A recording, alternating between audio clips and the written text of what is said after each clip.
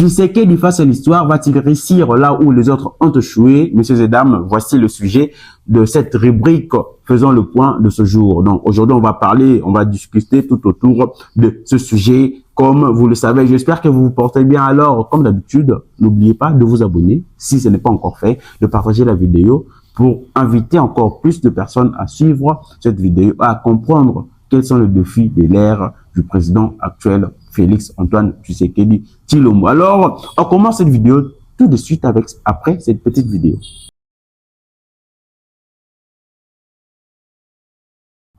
Le Congo a connu de présidents de régime de promesses, mais jusqu'ici, la misère reste. La guerre dans la partie est du pays continue également, la souffrance demeure toujours. En 2025, Félix Antoine Tshisekedi Tshilombo, le président de la République, est dans la deuxième année de son mandat, de son second mandat, parce que son deuxième mandat est dernier. Déjà, il faut signifier que c'est son dernier mandat qui court jusqu'en 2028. Il ne peut plus accuser les autres. Il a aujourd'hui le pouvoir, la majorité parlementaire, il a les institutions. Il n'est plus en phase de transition comme c'était lors de son premier mandat, mais dans celle de la responsabilité totale. Parce qu'aujourd'hui, il gouverne seul. Il ne gouverne pas en coalition, ni avec les opposants, ni avec l'FCC. Soit il transforme ce pays, soit il rentre dans l'histoire comme un président de plus. La balle est entre ses mains. La balle est dans votre camp, cher membre de l'UDPS. Ou de l'Union sacrée également, j'allais oublier. L'air n'est plus au discours, main aux actes. Et quand je parle des actes, on voit les actes concrets.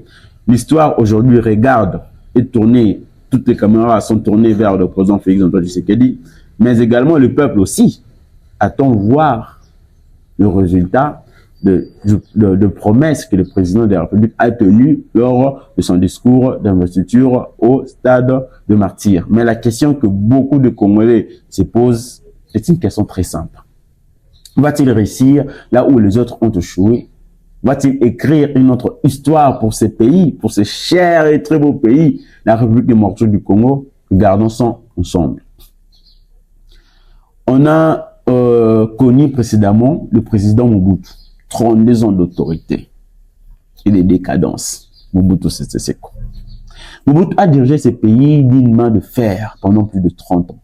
Il a imposé l'ordre, mais il a aussi instauré un système de corruption, de clientélisme, d'oppression. À sa chute, le Congo était appauvri et divisé, mais également instable. Parce que le régime Mobutu a été renversé par la rébellion avec Laurent Désiré Kabila, qui est considéré aujourd'hui comme un espoir brisé par la guerre. Laurent Désiré Kabila est arrivé en libérateur en 1997, mais très vite, les conflits reprennent parce que il a fait appel aux Rwandais. Selon l'histoire et la guerre éclate, les alliances se retournent et il a été assassiné 4 ans plus tard, un rêve interrompu brutalement. Et ensuite est venu Joseph Kabila, qui a connu de vases et marées lors de son mandat, lors de ses multiples mandats, parce que ce dernier a eu à faire 18 ans au pouvoir, que moi je considère aujourd'hui, ces 18 ans étaient tous silencieux. Joseph Kabila reste 18 ans au pouvoir, calme, discret, stratégique, mais le peuple ne va pas de changement profond. Lui-même, il a dit qu'il n'a pas réussi à changer l'homme congolais. Donc, le guerre continue à l'est du pays avec des peu palliatives sous les accords, ce qui est le régime actuel ou le régime de Tshisekedi est en train de faire. Les élections sont contestées, le droit bafoué, surtout parlons de droits de l'homme, très bafoué pendant le régime de Joseph Kabila. Il quitte le pouvoir sans honneur ni bilan solide. Ça, on doit se le dire. Le président a quitté le pouvoir sans honneur, sans bilan solide. Aujourd'hui, il veut revenir, ou il est déjà revenu comme un rebelle. On va revenir pour parler de ça dans une autre vidéo. On va entrer en profondeur sur le régime de Kabila. Comment ce régime a dirigé notre pays. Aujourd'hui, on a un président qui se nomme Félix Antoine Tshisekedi Tshilombo, le fils de l'opposant historique, le docteur Étienne Tshisekedi Tembo Mulumba. Quand Félix Tshisekedi arrive au pouvoir en 2019, beaucoup voient en lui l'héritier du combat pour la démocratie. Il promet la paix, la justice, le changement. Mais 7 ans plus tard, les résultats sont mitigés. L'Est de la paix, l'Est du pays, l'Est de la République démocratique du Congo est toujours en guerre et aujourd'hui même est occupé par les rebelles de 1-23 AFC soutenus par le Rwanda. La pauvreté est encore là, la pauvreté accrue est encore là et les institutions sont toujours faibles. Les institutions du pays sont affaiblies par de multiples détournements. En 2025, donc cette année, Félix Tshisekedi Tshilombo ne peut plus accuser les autres, ni l'AFC, ni les opposants.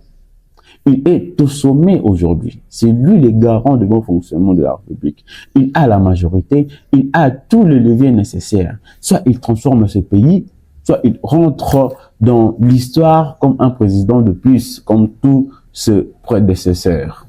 L'heure n'est plus au discours, mais aux actes concrets. L'histoire les regarde et les peuples aussi les regardent.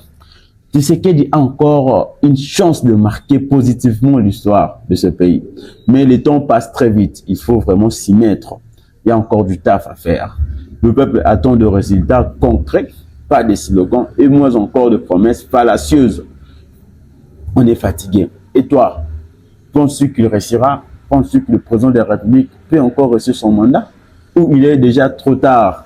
Dis-le-moi en commentaire. Abonne-toi, partage cette vidéo. La vérité est notre devoir. Nous devions parler de la vérité. Et l'avenir, c'est maintenant. On se retrouve à la prochaine.